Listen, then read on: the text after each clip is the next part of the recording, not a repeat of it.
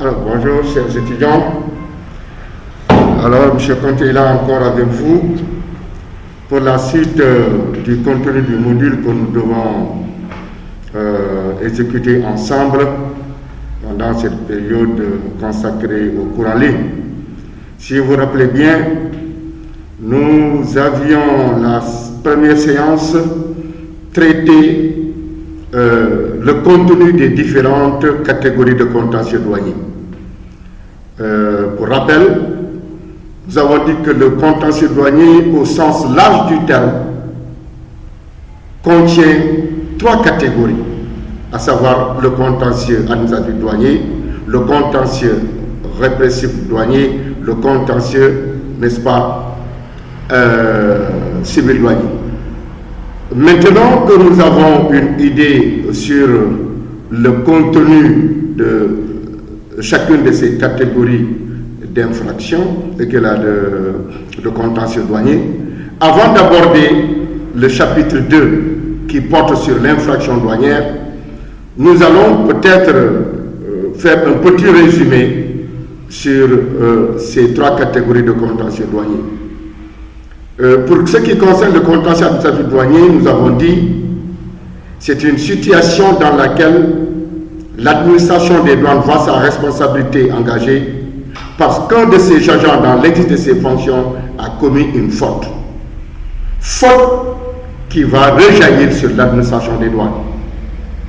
Et là, en ce moment-là, nous avons dit qu'un tel contentieux est basé sur ce qu'on appelle la responsabilité du fait d'autrui. Donc, dans le contentieux administratif douanier, nous avons la responsabilité de l'administration des douanes du fait d'une faute commise par un de ses agents dans l'exercice de ses fonctions.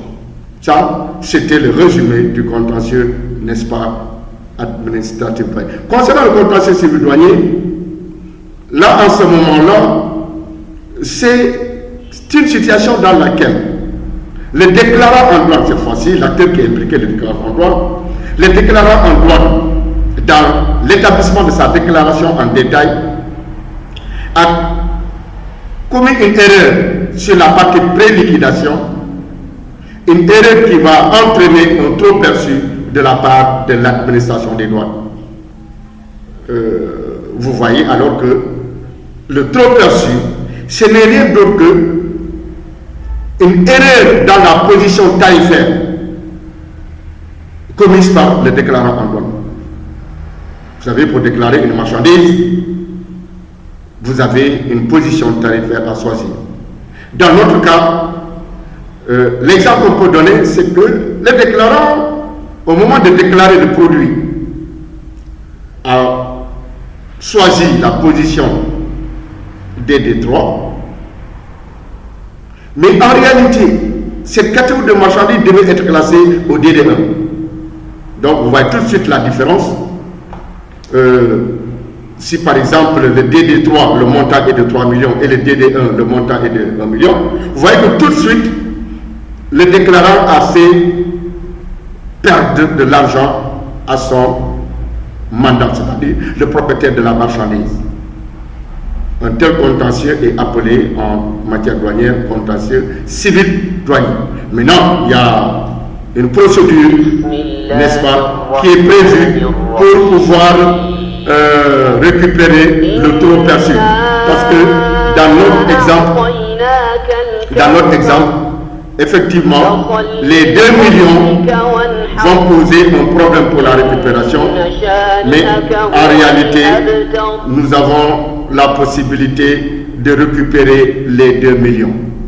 Dans le cadre de ce que l'on appelle le contentieux civil douanier, là, il suffit de faire une demande de restitution du taux perçu. Mais lorsque la demande va aboutir, les 2 millions ne seront pas restitués ne seront pas restitués au déclarant. Ces 2 millions feront l'objet d'une prise en compte dans le crédit d'enlèvement du déclarant en douane. Bon, ces notions-là, nous allons les étudier peut-être au fur et à mesure que nous évoluons dans le cours, n'est-ce pas, de crédit d'enlèvement. Donc, voilà un peu la procédure du récupérement du taux perçu des 2 millions dans le cadre du contentieux civil douanier. La troisième catégorie, d'ailleurs, j'avais dit, c'était celle qui allait attirer notre attention. C'est là-bas où nous allons constater vraiment l'intervention de la douane pour sanctionner. Cette troisième catégorie est intitulée le contentieux répressif douanier. Ce qui est intéressant dans cette catégorie de contentieux douanier, c'est que l'administration des douanes vient pour réprimer, parce que un des acteurs du commerce international en relation avec la douane a eu à commettre une infraction douanière dans l'exercice de ses fonctions. Et c'est la raison pour laquelle un contentieux pareil est intitulé contentieux répressif douanier, parce qu'il s'agit de sanctionner. Cette fois-ci, c'est l'acteur du commerce international qui, dans le cadre de l'accomplissement de ses formalités douanières, a commis une faute. Maintenant, vous savez, cette faute-là qu'a commise l'acteur du commerce international, cette faute-là peut viser la violation de la mission fiscale de la douane, la violation de la mission économique de la douane, la violation de la mission de protection de la sécurité et de la santé des populations. Parce que traditionnellement, ce sont ces trois missions-là qui ont été conférées à l'administration des douanes dans l'exercice de ses fonctions. Donc, ici, c'est le contentieux répressif douanier dans lequel l'infraction douanière doit avoir une place importante. Donc, effectivement, le chapitre qui suit, après avoir fait un survol sur les trois catégories de contentieux douaniers, le chapitre qui suit, c'est le chapitre 2, qui va porter, n'est-ce pas, sur l'infraction douanière. Alors, l'infraction douanière, dans un premier temps, doit faire l'objet d'une précision, parce qu'il s'agit d'une infraction spéciale. Quand on dit infraction spéciale, parce qu'à côté, il y a des infractions d'ordre général. Alors, les infractions d'ordre général ne sont rien d'autre que des infractions qui sont commises par le commun des mortels, autrement dit par tout le monde. Par contre, en ce qui concerne l'infraction douanière, elle ne peut être commise que par ceux qui sont impliqués dans l'accomplissement des formalités douanières en relation avec l'administration des douanes. Donc, vous voyez que l'infraction douanière ne vise pas n'importe qui. L'infraction douanière ne peut sanctionner, ne peut poursuivre que ce que nous appelons dans le domaine de la douane les acteurs du commerce international. Vous savez, le rôle principal de la douane, c'est le contrôle des activités d'importation et d'exportation.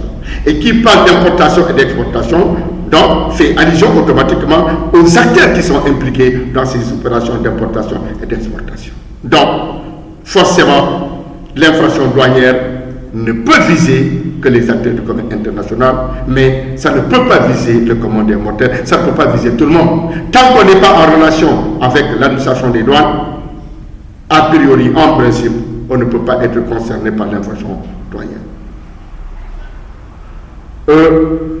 Les infractions d'ordre général, autrement dit, les infractions du droit pénal général, ce sont les infractions qui sont commises par le commun des mortels, je l'ai dit tantôt. Par exemple, le vol, le viol, l'abandon de famille, coups et blessures, violation de domicile. La liste est très longue. Elle est très longue. Ce sont les infractions courantes que vous lisez tous les jours à travers les médias, commises par le commun des mortels, autrement dit par tout le monde. Tout le monde peut être tantôt être poursuivi pour avoir commis telle ou telle infraction du droit pénal général. C'est pourquoi on dit que, en réalité, ça vise tout le monde. C'est pourquoi on dit droit pénal général. Ça vise tout le monde. Donc, à côté du droit pénal général, il y a le droit pénal douanier. Ce droit pénal douanier, c'est le contentieux répressif douanier. Donc, dans l'étude de ce chapitre-là qui porte sur l'infraction douanière, nous aurons à mener une étude comparative, c'est-à-dire une étude qui va nous mener à faire une comparaison de temps en temps entre l'infraction du droit pénal général qui vise tout le monde et l'infraction du droit pénal douanier ou bien le contentieux répressif douanier qui ne vise que les acteurs du commerce international, autrement dit l'infraction qui nous intéresse. Alors, pour ce qui concerne l'infraction douanière, dans un premier temps, nous allons retenir sa définition. Et parallèlement à cette définition, nous serons amenés au sein de cette définition à dégager les éléments constitutifs de l'infraction douanière. Alors, si nous revenons sur la définition, nous pouvons, de manière résumée, définir l'infraction douanière comme étant toute action, omission ou abstention qui viole les lois ou règlements et qui est passible d'une peine prévue par le Code des douanes. Donc, dans cette définition-là, vous allez retenir trois notions, c'est-à-dire la violation de l'infraction douanière passe par une action, c'est-à-dire que l'auteur de la violation a agi, c'est pourquoi on dit toute action, toute omission, toute action, toute omission ou abstention. Donc, l'acteur du commerce international, à travers ces trois actes-là, peut être amené à commettre une infraction douanière. Bien entendu, lorsqu'il est dans l'exercice de ses fonctions pour accomplir les formalités douanières. Autrement dit, lorsqu'il est en train d'accomplir les formalités douanières, l'acteur du commerce international peut, par une action, violer la législation douanière, peut, par une omission, violer la législation douanière, ou même, par une simple abstention, violer la législation douanière. Donc, vous voyez, ces trois notions-là, dans l'infraction douanière, doivent être bien retenues, c'est-à-dire l'action, l'omission ou l'abstention. L'action, elle est positive. Hein? Ça, vous le savez. L'action est positive, c'est lorsque le sujet agit, n'est-ce pas? L'abstention et l'omission peuvent être considérés comme une action passive. Comme une action passive. Donc, vous voyez, il faut retenir dans l'infraction douanière l'action, l'omission, l'abstention. Donc, tout comportement de l'acte du commerce international qui correspond à une action, qui correspond à une omission ou une abstention, va alors constituer une infraction douanière. L'action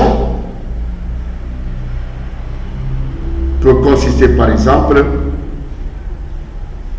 à commettre ce que l'on appelle la contrebande.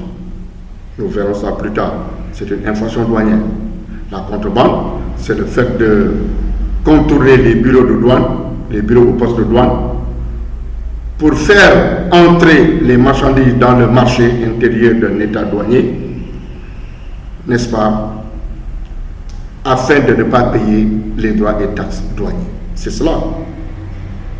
Et cela passe par ce qu'on appelle la violation de la route légale.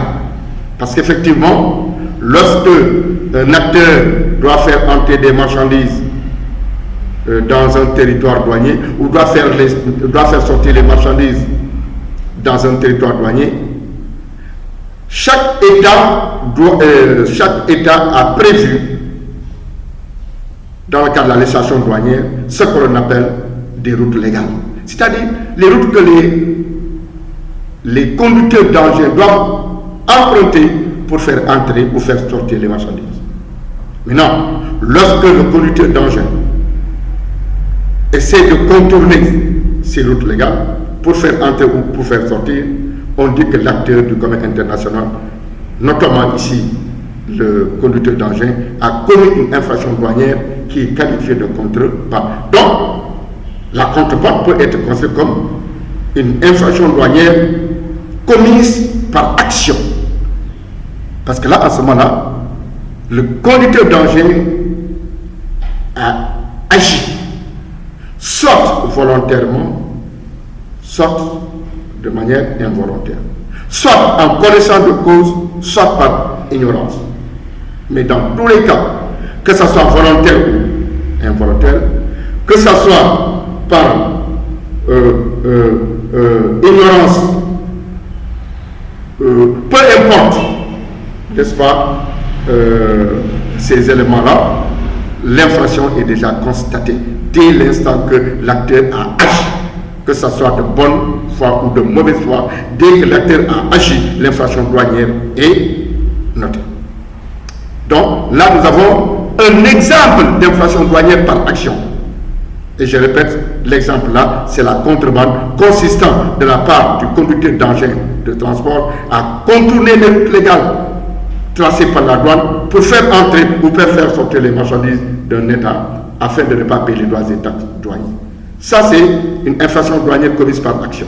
Maintenant, on peut citer aussi l'infraction douanière commise par omission.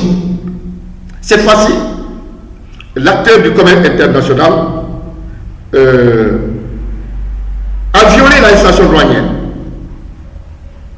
Mais on constate que dans la réalisation de cette infraction douanière, l'acteur du commerce international a manqué à réaliser certaines formalités. On dit que c'est une infraction douanière par omission. C'est-à-dire qu'il devrait mentionner tel ou tel élément dans le document. Malheureusement, il a oublié de mentionner ces éléments-là. On dit qu'il y a violation de la législation douanière par omission.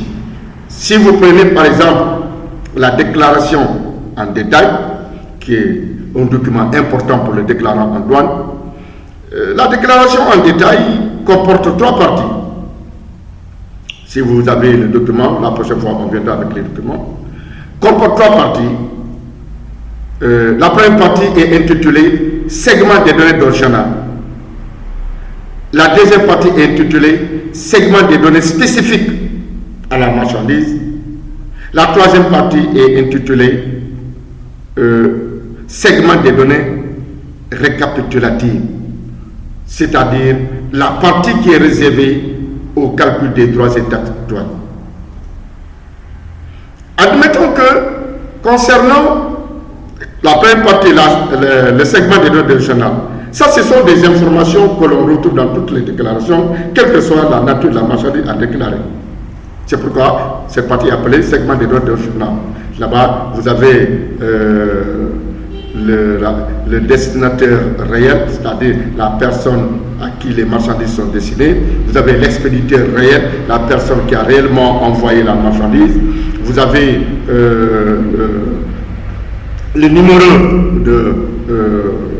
d'agrément de douane du commissionnaire en douane agréé, n'est-ce pas? Donc, il y a beaucoup d'autres éléments dans cette partie-là. Maintenant, au moment de remplir cette partie, si le déclarant en douane a oublié de remplir la partie destinataire réel en ne mettant pas le nom du destinataire réel, a oublié de remplir la partie expéditeur réel en ne remplissant pas cette partie-là, ou n'a pas mis le numéro de l'agrément du commissionnaire en douane, on va relever une infraction douanière, mais ce sera une infraction douanière commise par omission, parce que le déclarant en douane, malheureusement, a oublié de remplir cette case-là. Or, cette case-là doit être obligatoirement remplie. Donc, la douane retiendra une infraction douanière par omission.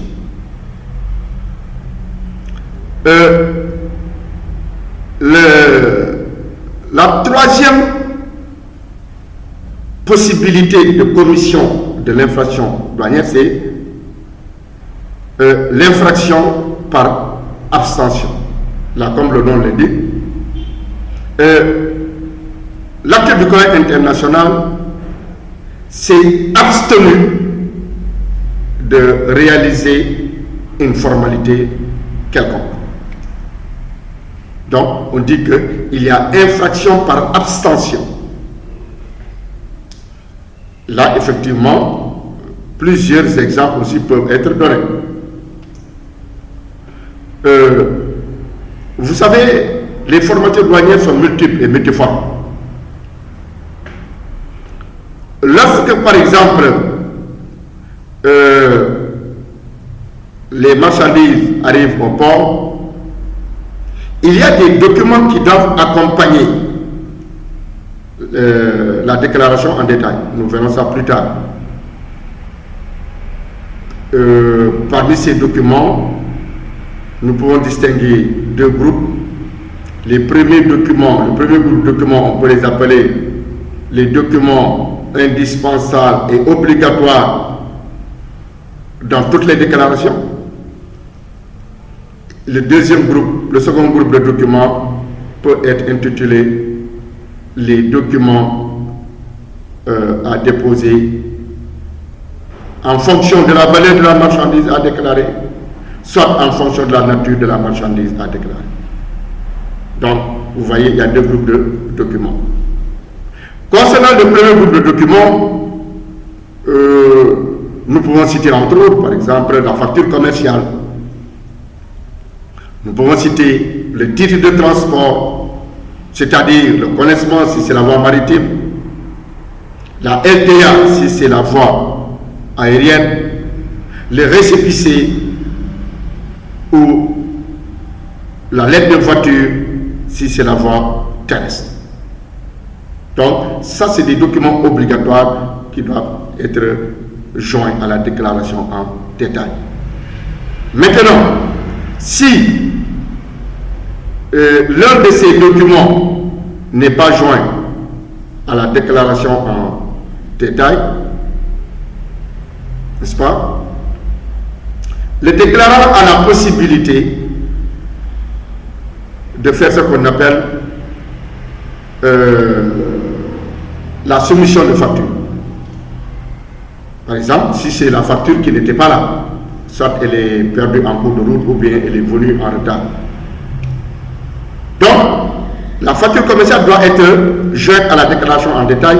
Si cette facture n'est pas présente, en principe, on ne doit pas accepter l'accomplissement des formalités douanières par le déclarant en douane.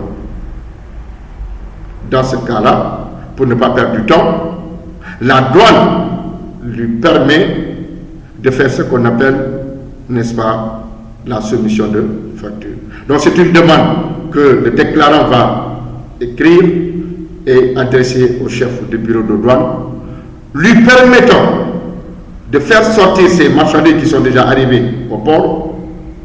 Mais malheureusement, la facture commerciale qui l'accompagne n'est pas arrivée, soit elle est perdue en cours de route, soit elle est arrivée en retard.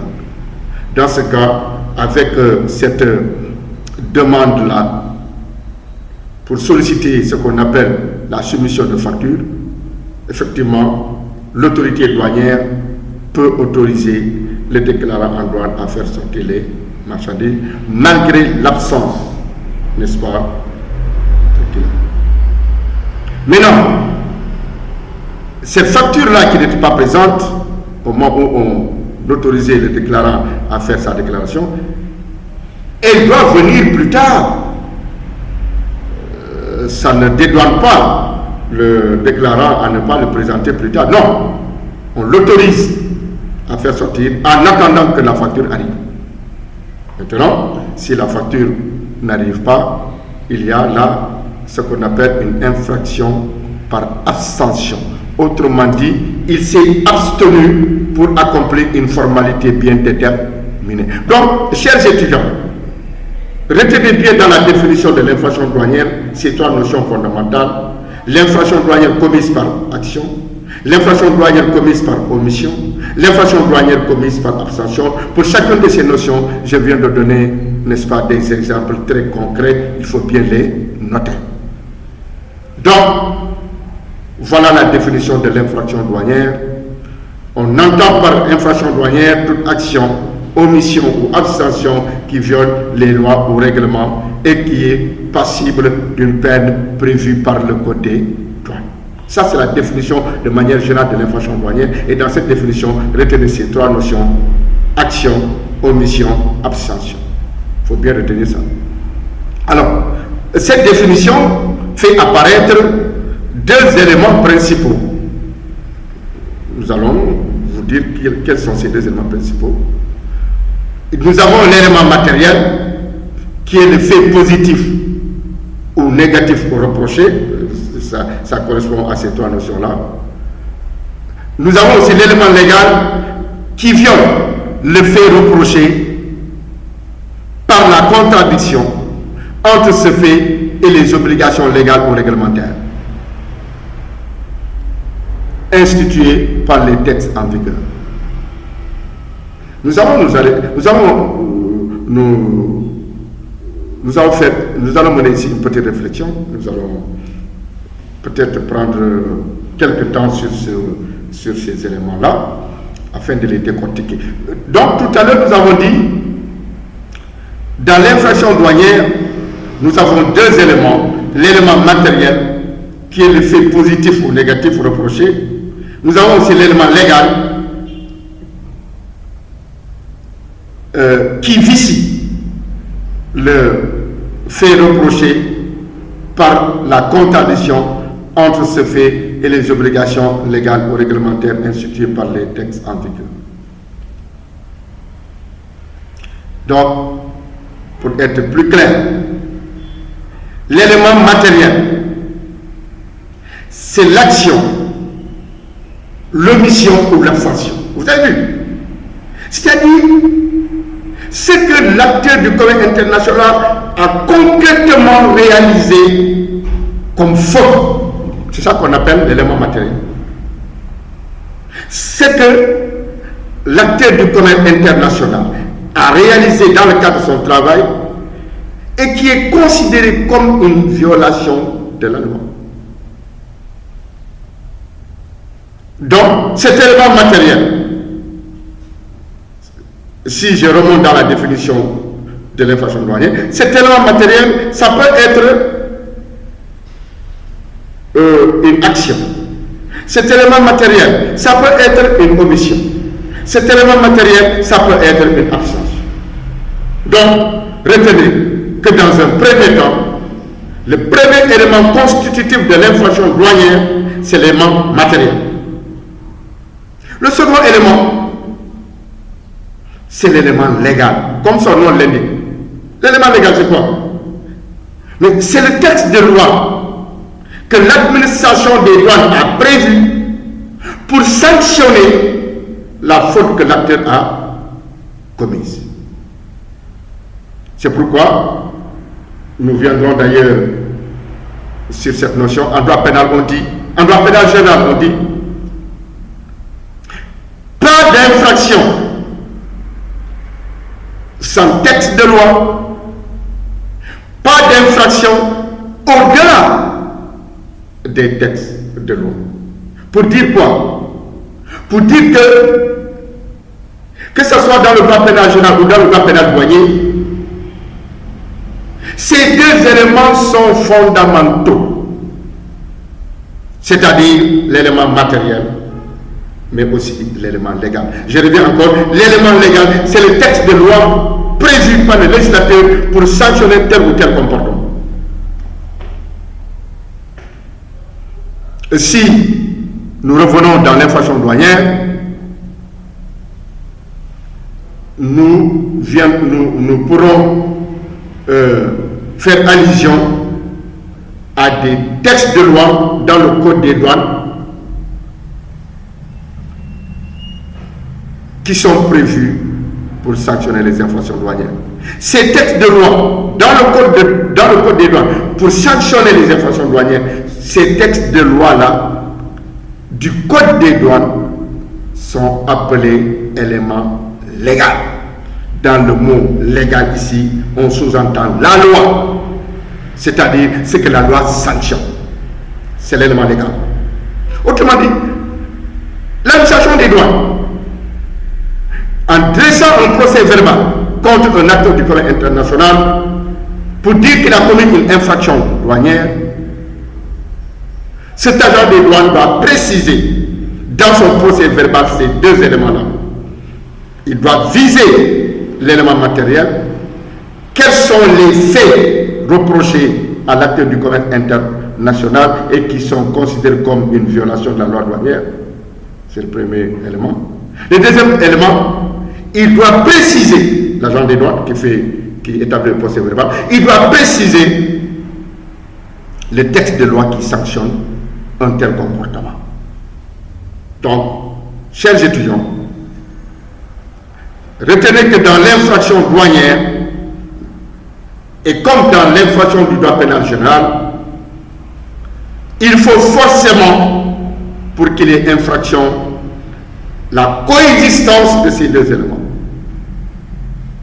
L'un ne va pas sans l'autre. Ce sont des éléments cumulatifs d'ailleurs et non alternatifs. Quand on dit cumulatif, ça signifie qu'il faut que les deux éléments existent à la fois. Si l'un des deux éléments manque, il n'y a pas d'infraction. Si l'un des deux éléments manque, il n'y a pas d'infraction. Donc là, je suis en train de mener une étude comparative entre l'infraction du droit pénal général et l'infraction douanière.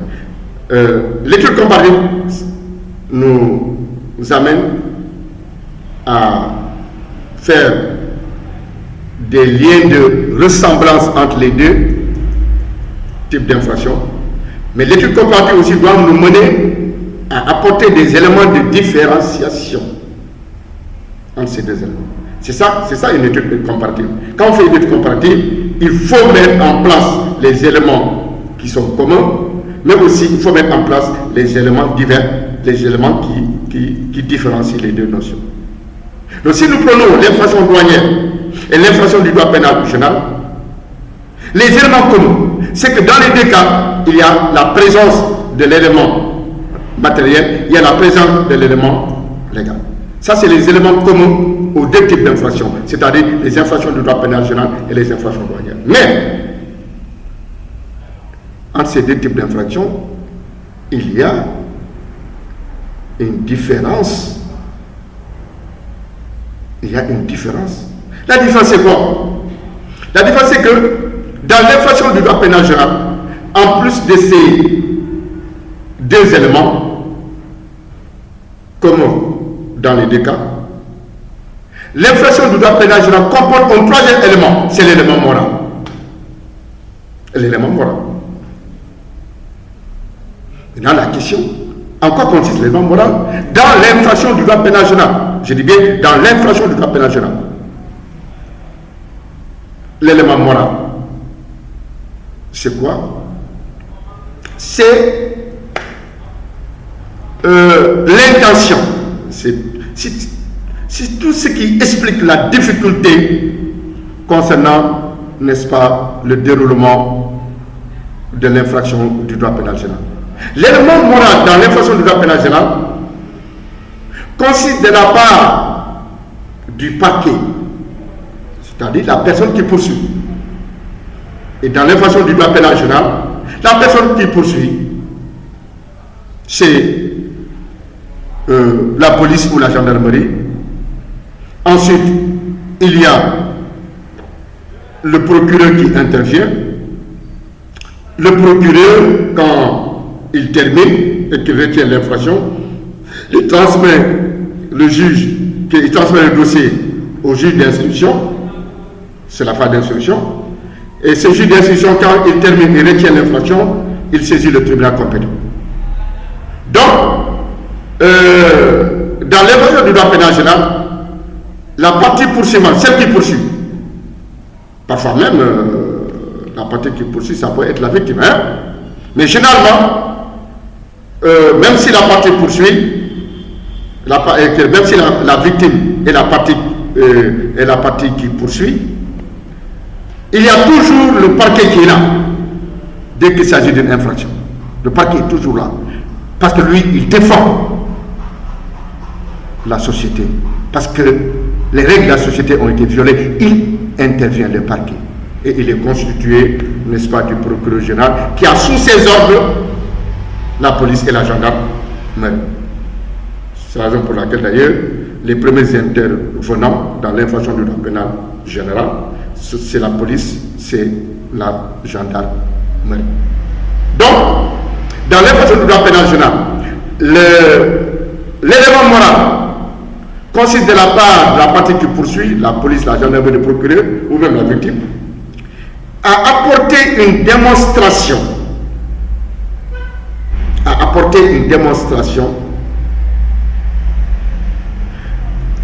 qui prouve que l'auteur de la faute, au moment des faits, avait agi en âme et conscience, en connaissance de cause.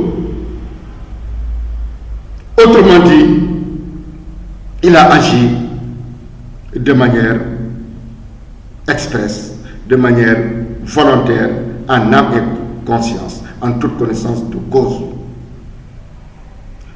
Avec bonne foi, il avait agi en violation de la loi, mais aussi tout en connaissant qu'il est en train de violer la loi.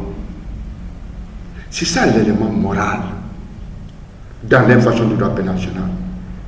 Et devant la barre, devant le tribunal, le juge exige au parquet, c'est-à-dire ceux qui poursuivent, exige à ceux-là qui poursuivent de démontrer la présence de l'élément moral dans la réalisation de cette infraction. Autrement dit, l'intention qu'avait l'auteur de la faute au moment des faits. Il avait une intention de nuire, il a une intention de violer la loi. Le juge demande à ce que cet élément-là soit prouvé. Donc, vous devinez alors que si cet élément n'est pas prouvé, il y a toutes les difficultés du côté de la partie qui se poursuit, oui, du côté de la partie qui poursuit, de pouvoir vaincre de pouvoir convaincre le juge pour gagner le procès. Parce que pour gagner le procès, il faudrait que dans l'infraction du droit pénal général, que la partie qui poursuit prouve la présence de ces trois éléments, à savoir l'élément matériel, l'élément légal et l'élément moral. C'est pourquoi, dans un tel procès, on dit que celle qui est poursuivie, la personne accusée, va bénéficier de ce qu'on appelle la présomption d'innocence. C'est-à-dire, tant que le parquet qui poursuit ne démontre pas la présence de l'élément moral, on considère que le présumé est innocent. Autrement dit, l'accusé devant la barre est innocent on ne peut pas encore prononcer de condamnation contre lui. Et si, en définitive, cet élément moral n'est pas présenté, et démontré et prouvé, le juge peut éventuellement même libérer le prévenu, l'accusé,